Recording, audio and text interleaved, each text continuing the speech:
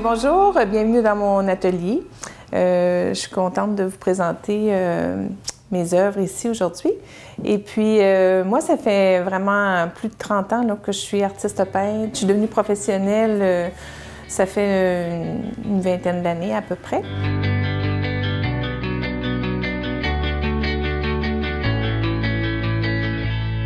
Moi, j'ai commencé toute jeune, là, quand je faisais des dessins de Walt Disney. Je les reproduisais, là, évidemment. Puis, ben, comme beaucoup d'artistes, ben, je m'amusais à reproduire des choses là, vraiment au crayon et tout ça. Et puis, ça m'a beaucoup interpellée, là, le métier d'artiste.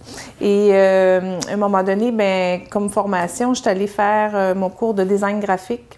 Et là, vraiment, j'ai eu des cours de dessin, d'observation, de dessin de modèles vivants, des dessins techniques aussi. J'ai vraiment adoré là, tout ce côté-là. J'avais des cours de photographie aussi.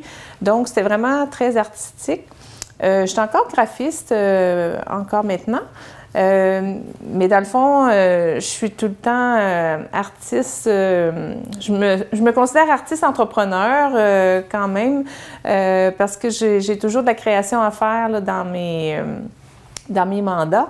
Et ici, ben, c'est mon oasis là, de paix. Quand je rentre ici, c'est vraiment la sérénité. Et en graphisme, j'ai des contrats et des demandes bien spécifiques. Donc ici, je suis vraiment libre. Ça me libère, en fin de compte, là, de tous mes tracas. Quand je rentre à peindre comme ça, dans le fond, c'est vraiment... je rentre dans mon univers et puis c'est vraiment très sain pour ma santé.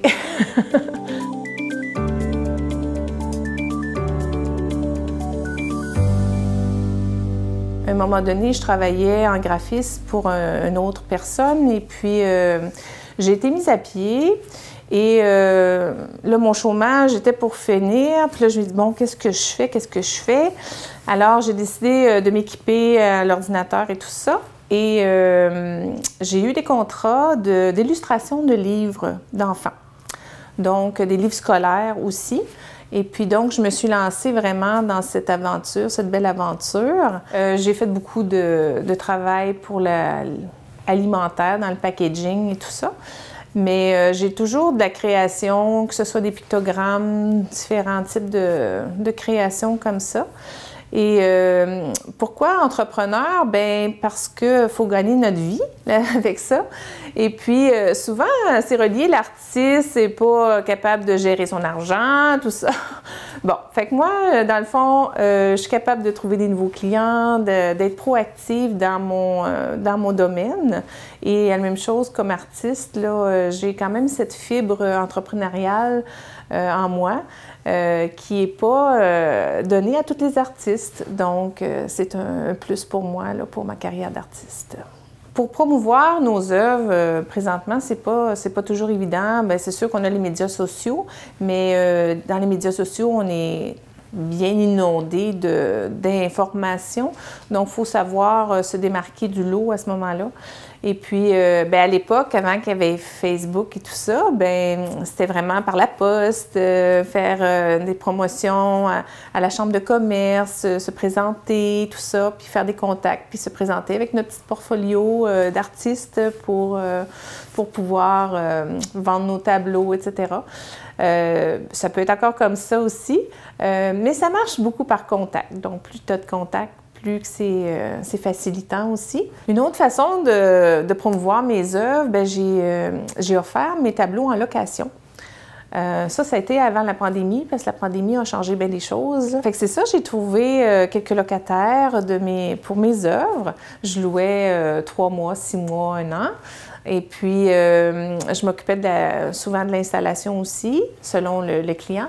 Et la plupart des clients qui ont opté pour la location, bien, ils ont finalement acheté l'œuvre parce qu'ils l'aimaient beaucoup. Donc, c'était une belle façon pour moi de faire découvrir mon travail. Fait que c'était bien intéressant. Pour la suite, je ne sais pas, suite à la pandémie, est-ce que je vais refaire ça? Je verrai, mais c'était une autre façon que j'ai trouvée pour faire la promotion de mes œuvres.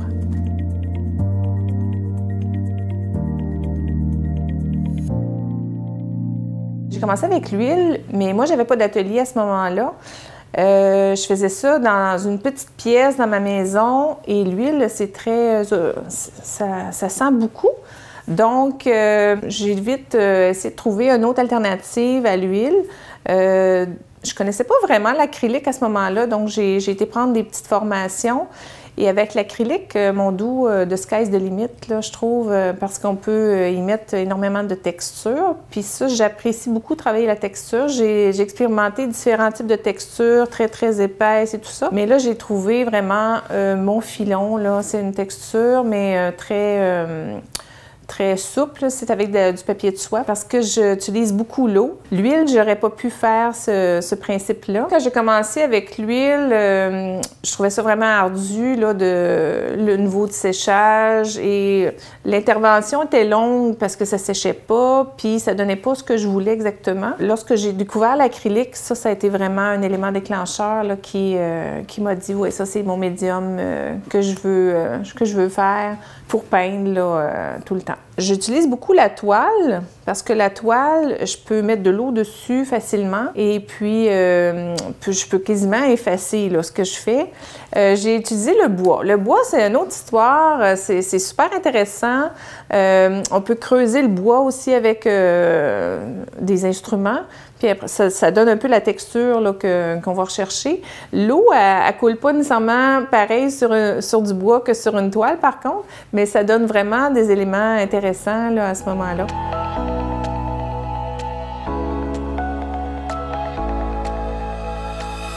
Au fil des ans, j'ai suivi plusieurs ateliers, puis j'ai fait beaucoup d'ateliers sur la couleur.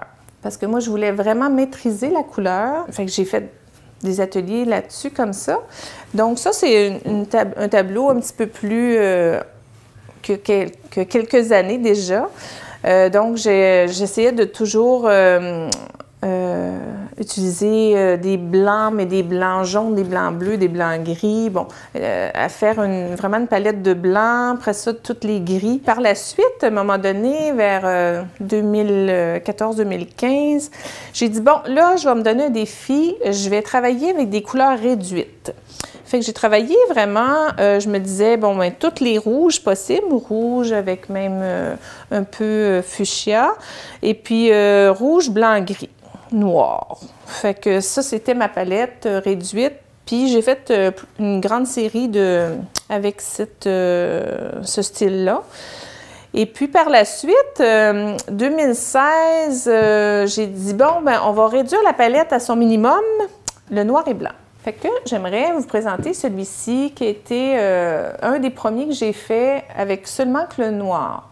Je prenais toujours mon fond blanc.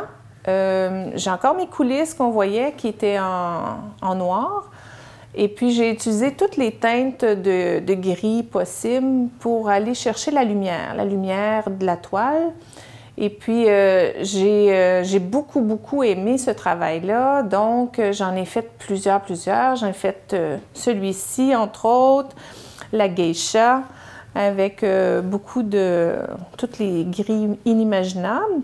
Et puis, on voit aussi la texture là, que vous voyez ici. C'est le fameux papier de soie que j'utilise. On le voit ici également. Donc, j'ai fait une longue série. Mais en fait, j'ai peint noir pendant 2 ans. Fait que seulement avec du noir. J'ai beaucoup aimé aussi faire celui-ci. Celui-ci, ben, je travaille beaucoup avec les personnages féminins. Moi, j'ai été aux Philippines en 98 et puis j'ai été vraiment subjuguée par ces belles femmes qui travaillent énormément. Puis c'est ça s'est resté en moi, ça, le côté féminin, ça ressort souvent. Je fais des paysages abstraits, mais le côté féminin revient souvent. Donc, toujours dans le même processus avec la texture. Et puis, comme vous pouvez le voir, le centre de mon tableau est souvent très peu coloré. J'essaie que mon personnage ou mon paysage, dans certains cas, mais que ce soit le sujet principal vers le centre du tableau. Ça fait que ça, c'est toute ma période noir et blanc. J'ai exploré plein de choses, des ficelles, des nouveaux instruments que je n'avais pas utilisés avant. Donc, c'est vraiment intéressant là, au niveau de toute l'expérience que j'ai apprise là, pendant ces 2 années-là. Après ça, ben, j'ai dit, bon, ben, je vais revenir à la couleur. Donc, j'ai pris du noir et blanc. Et puis là, ben, je suis allée mettre des couleurs par-dessus. Puis, en tout cas, ça fait des effets bien intéressants. Et puis, pour revenir vraiment à la couleur proprement dite, là, j'ai enlevé le noir. C'est selon le processus. Je me donne des défis au niveau de la palette de couleurs. Et puis, après ça, ben, vient le temps de peindre. Et puis, c'est vraiment... c'est pas prémédité ce que je fais. Dans le fond, c'est toujours comme des accidents de parcours, je dirais. Et puis, c'est toujours une surprise là, à la fin d'un tableau, qu'est-ce qui se passe à travers mon œuvre. Dans l'art, j'ai toujours été fascinée par la figuration, mais l'abstraction. Donc, c'est ce que j'ai développé au fil des ans. J'aime bien suggérer le personnage, mais le spectateur, il va continuer le tableau dans son interprétation à lui. Moi, j'aime ça quand c'est pas nécessairement tout clair. J'aime que le sujet puisse interpeller le spectateur et puis qu'on découvre des choses, bien, j'ai des choses des fois de cachées, des petits personnages, j'aime ça un petit peu, que le spectateur puisse, dans le fond, continuer l'œuvre à sa façon, d'une certaine mesure. De ce côté-ci, bien là, c'est vraiment plus abstrait, j'essaie d'apprivoiser l'abstraction complète, mais j'aime bien le mi-chemin entre la figuration et l'abstraction. Un peu comme ici, c'est un paysage, mais c'est un paysage abstrait. On sent la chaleur, les couleurs et tout ça. Et puis, ben c'est ça. C'est un peu ma signature là, que j'ai au fil des ans. Comme ici aussi, le petit paysage abstrait, c'est un triptyque ici, le petit, qui était dans ma série des noirs et blancs, justement. Ici, entre autres, c'est un tableau qui date un petit peu plus, mais déjà là, je voyais une coque de navire et tout ça, donc des éléments graphiques intéressants aussi qui sont arrivés par hasard là, au cours du tableau. Donc, c'est quelque chose que j'aime beaucoup faire, puis qui m'interpelle, donc d'avoir l'abstraction à mi-chemin, la figuration de l'abstraction. La même chose pour ce tableau ici, bien, à ce moment-ci, je vois un personnage féminin ou le visage, bien, on peut le terminer soi-même, là, dans le fond, c'est juste suggéré, puis il y a le dynamisme de l'œuvre aussi. C'est comme ça que j'aime peindre. J'ai déjà reproduit des choses à l'époque, là, des fois un personnage ou peu importe, mais il y a toujours plus une rigidité, je trouve, à ce moment-ci, de faire des reproductions. Mais quand je n'ai pas de préméditation dans mon intention, donc c'est vraiment le hasard qui m'amène à aller plus loin dans mon œuvre à ce moment-là. Fait que c'est toujours une belle découverte à chaque fois. Comment ça prend le temps à faire une toile? Ben moi, je réponds à ça prend une vie parce que avec mon expérience, des fois, ça peut aller plus vite parce que je mets des taches ici et là, de l'eau et tout ça. Mais des fois, on peut travailler des semaines et des semaines sur un tableau. Puis des fois, il va se régler vraiment rapidement, quelques heures et tout ça. Moi, j'ai un processus que ça me prend quelques heures à chaque étape, là. Mais c'est la fameuse question, comment ça prend de temps? Puis c'est pas grave le temps que ça prend.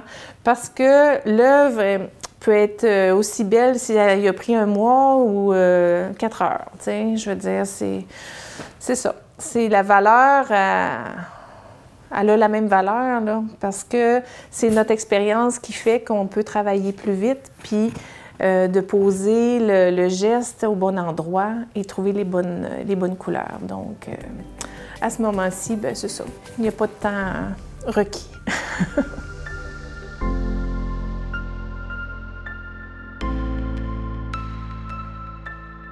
Pour terminer l'œuvre, c'est important la signature aussi. La signature, j'ai pris vraiment un temps important pour développer ma signature. J'ai fait plusieurs calligraphies pour en venir à ce morneau ici, tout simplement. Et puis le M, ma mère faisait un M un peu similaire à ça. Quand j'ai débuté, je signais un surnom que j'avais, je ne veux pas nécessairement le nommer, mais c'était un petit peu plus, plus basique. Mais Morneau, c'est une fierté pour moi là, de me présenter sous ce nom-là. Et depuis la COVID, c'est vraiment une marque de commerce, Morneau, parce que je signe toutes mes trucs que j'ai développés ici. J'ai Morneau parce que quand on cherche G Morneau, on trouve tout de suite mon site Internet. Et puis, c'est ça, j'ai pris une partie de mes œuvres et puis j'ai monté ça dans Photoshop et puis j'ai découvert l'impression sur tissu. C'est vraiment super intéressant. Donc, ça fait un beau rendu. Et puis, j'ai trouvé une couturière formidable qui me fait mes confections. Au début de la pandémie, je me suis mis à faire des masques avec des tissus imprimés avec mes œuvres d'art dessus. J'aime bien diversifier mon potentiel. Ça, sont disponibles sur mon site Internet.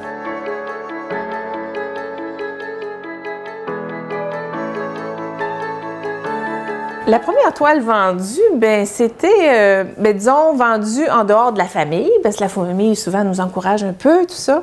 Mais c'est une fierté, c'est vraiment super, parce que c'est une personne qui ne te connaît pas, qui achète une toile. Fait que c'est vraiment parce qu'il aime ton travail. Fait que c'est vraiment une grande fierté là, de vendre des œuvres d'art. Et puis, à chaque fois que je fais une exposition puis que je vends, je sais que la toile va aller dans un endroit qu'elle va être cajolée, qu'elle va être chérie. Donc, la toile va continuer à vivre chez l'autre personne. Fait que c'est vraiment intéressant.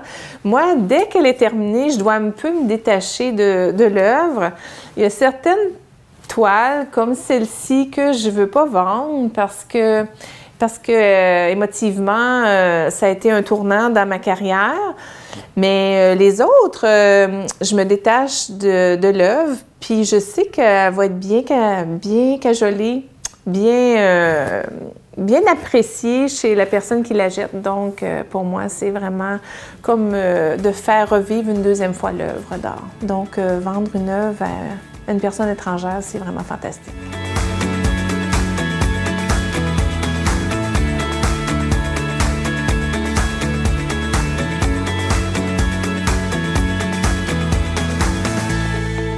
Mais présentement, je suis en création d'œuvres d'art, donc j'ai pris une nouvelle palette cette fois-ci. Là, elle est en processus, celle-ci, puis ça, c'est le début du cheminement. Fait que ça me tenterait là, de continuer à peindre. Fait que je vais aller me préparer, puis je reviens. La façon que je fonctionne, c'est ça, j'utilise la spatule pour faire quelques taches. Et après, je prends le vaporisateur d'eau aussi. Il y a de l'expérience. Et puis là, je fais quelques coulisses. Et puis, je m'inspire des formes qui sont là pour créer un tableau. J'ai aucune idée de ce que ça va donner. Est-ce que ça va être un personnage? Est-ce que ça va être un paysage abstrait? J'ai aucune idée. Mais ce que j'ai volontairement voulu, c'est de jouer avec cette palette-là.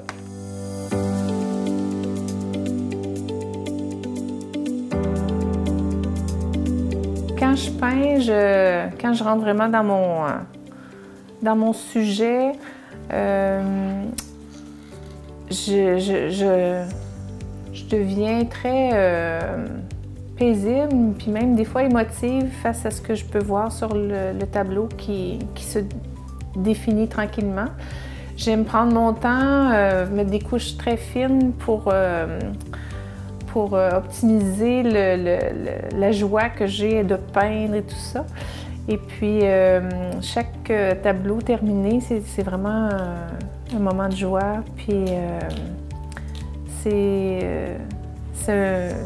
un besoin vital, finalement, que j'ai de peindre pour mon bien-être à moi. Et puis, j'aime partager l'émotion, dans le fond, avec mes œuvres. Ceux qui font l'acquisition d'œuvres d'art, c'est ça, c'est de partager un peu l'émotion que moi j'ai mis à peindre. et mon cœur.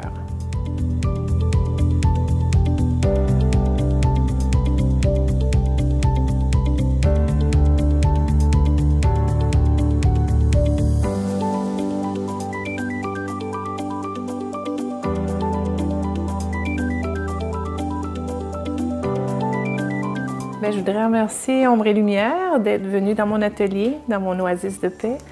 Et puis, vous pouvez aller voir mes œuvres sur mon site internet gmorneau.com. Ça va me faire plaisir.